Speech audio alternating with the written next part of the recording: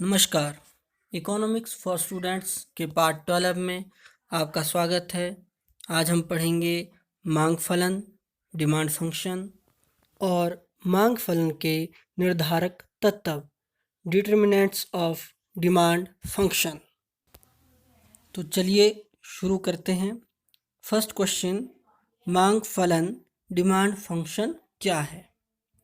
तो मांग फलन अर्थात मांग किस किस का फल है, मांग कौन कौन से तत्वों से प्रभावित होता है, मांग के कौन कौन से निर्धारक तत्व। तो मांग फलन का आंसर हम इस तरह से लिखेंगे, मांग फलन वह फलन है जो किसी वस्तु की मांग तथा उसके विभिन्न निर्धारक तत्वों में संबंध प्रकट करता है। अब जैसे हमने पहले पढ़ा है, डिमांड शेड्यूल, मांग अनुसूची दो प्रकार की होती है, व्यक्तिगत मांग अनुसूची और बाजार मांग अनुसूची।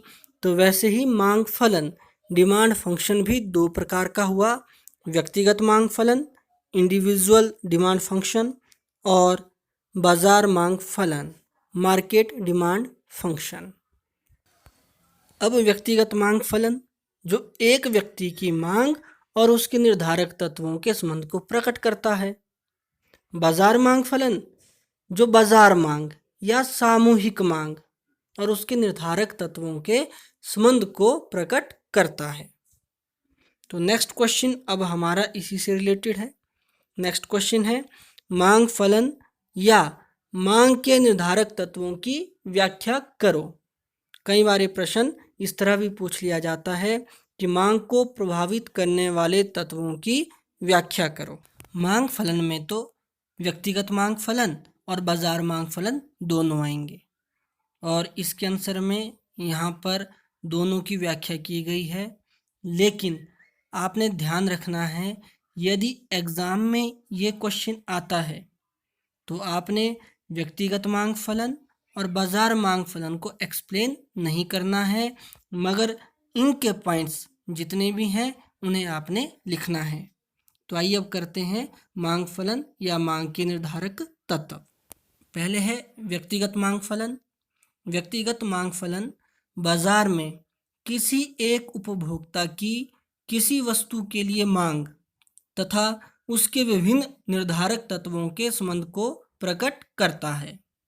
व्यक्तिगत मांग के निर्धारक तत्व, पहला है वस्तु की कीमत, price of commodity.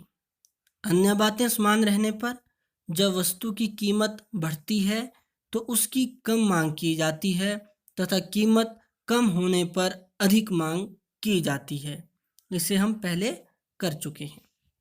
Second point, संबंधित वस्तुओं की कीमत, price of related goods. Part 11 में हम संबंधित वस्तुओं के बारे में पढ़ चुके हैं, तो इस पॉइंट को इस तरह से एक्सप्लेन करेंगे। प्रतिस्थापन तथा पूरक वस्तुएं संबंधित वस्तुओं की श्रेणी में आती हैं। प्रतिस्थापन वस्तुओं की स्थिति में एक वस्तु की कीमत बढ़ने पर दूसरी वस्तु की मांग बढ़ जाती है तथा विपरीत भी। पूरक वस्तुओं की स्थिति में एक वस्तु की कीमत बढ़ने पर दूसरी वस्तु की मांग कम हो जाती है एवं विपरीत भी। नेक्स्ट पॉइंट है उपभोक्ता की आय, इनकम ऑफ द कंज्यूमर। इसको भी हम पिछले पार्ट में कर चुके हैं, तो इसको हम इस तरह से एक्सप्लेन करेंगे।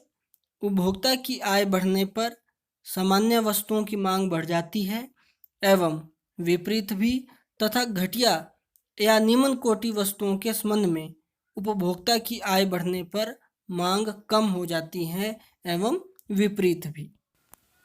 अर्थात उपभोक्ता की आय कम होने पर मांग बढ़ जाएगी। नेक्स्ट पॉइंट, रुचि तथा प्राथमिकता, टेस्ट्स एंड प्रेफरेंसेस। रुचि तथा प्राथमिकताओं के अंतर्गत फैशन, आदत, रीति रिवाज आदि को शामिल किया जाता है। जिन वस्तुओं के लिए उपभोक्ता की रुचि व प्राथमिकता बढ़ जाती है उनकी मांग भी बढ़ जाती है एवं विपरीत भी। और लास्ट पॉइंट है संभावनाएं, एक्सपेक्टेशंस। यदि उपभोक्ता को संभावना हो कि भविष्य में कीमतें बढ़ जाएंगी तो वह वर्तमान कीमत पर अधिक मांग करेगा, अर्थात वर्तमान में ज़्यादा मांग करेगा। तथा यदि भविष्य में कीमतें कम होने की संभावना हो तो वह वर्तमान में मांग को कम कर देगा। व्यक्तिगत मांग फलन को नीमन समीकरण द्वारा भी प्रकट किया जा सकता है। dx equal to function of px, pr, y, t and e। यहाँ पर dx से अभिप्राय हुआ demand of x goods, x वस्तु की मांग, px price of x goods वस्तु की कीमत, pr price of related goods संबंधित वस्तुओं की कीमत, y इनकम, y से हम इनकम को डिनोट करते हैं, t टेस्ट्स, e एक्सपेक्टेशंस संभावनाएं। बाजार मांग फलन मार्केट डिमांड फंक्शन। बाजार मांग फलन वह मांग फलन है जो किसी वस्तु की बाजार मांग तथा उसके विभिन्न निर्धारक तत्वों के संबंध को प्रकट करता है। समीकरण market demand of X goods equal to function of P X, P R, Y, T, E, ये जो व्यक्तिगत मांग फलन से संबंधित थे। एन पॉपुलेशन ऑफ कंज्यूमर्स जो उपभोक्ताओं की संख्या को प्रकट करता है। जीपी गवर्नमेंट पॉलिसी सरकारी नीति को प्रकट करता है। और Y D distribution of income आय के वितरण को प्रकट करता है। तो पहले हम करेंगे उपभोक्ताओं की संख्या। काफ़ी आसान है। यदि बाजार में उपभोक्ताओं की संख्या बढ़ जाएगी तो स्वाभाविक रूप से मांग भी बढ़ जाएगी, और यदि उपभोक्ताओं की संख्या कम हो गई तो मांग भी कम हो जाएगी। वैसे ही सरकारी नीति, यदि सरकार की नीति ऐसी है कि सरकार ज़्यादा कर लगा देती है तो कर लगाने से लोगों की इनकम, जो रियल इनकम है, वास्तविक आय है, वह कम हो जाएगी और लोग कम मांग करेंगे। कहने का अभिप्राय है कि करों में वृद्धि होने से मांग कम होगी और करों में कमी करके मांग अधिक होगी। वैसे ही आय का वितरण, डिस्ट्रीब्यूशन ऑफ इनकम, यदि लोगों में आय का समान वितरण होगा तो ज़्यादा मांग होगी, और यदि आय का वितरण समान नहीं होगा तो मांग में कमी आएगी। तो इन पॉइंट्स को हम बाजार मांग फलन के अंतर्गत इस तरह लिख सकते हैं।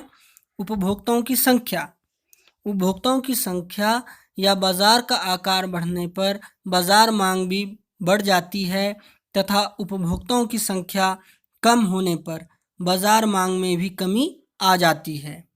सरकारी नीति, सरकार द्वारा अधिक कर लगाने पर बाजार मांग में कमी तथा करों में कमी करके बाजार मांग में वृद्धि होती है। आय का वितरण, आय का समान वितरण होने पर बाजार मांग में वृद्धि तथा आय का असमान वितरण होने पर बाजार मांग में कमी आ जाती है। बहुत इम्पोर्टेंट क्वेश्चन है, इसलिए आपने इसकी अच्छे से प्रैक्टिस करनी है। और आपको पहले भी बताया जा चुका है कि यदि एग्ज़ाम में क्वेश्चन आता है तो आपने सिर्फ इसके पॉइंट्स ही मेंशन करने हैं, व्यक्तिगत मांग फलन के और बाजार मांग फलन के। तो आज के लिए इतना ही, फिर मिलते हैं नए क्वेश्चंस के साथ। तब तक बाय।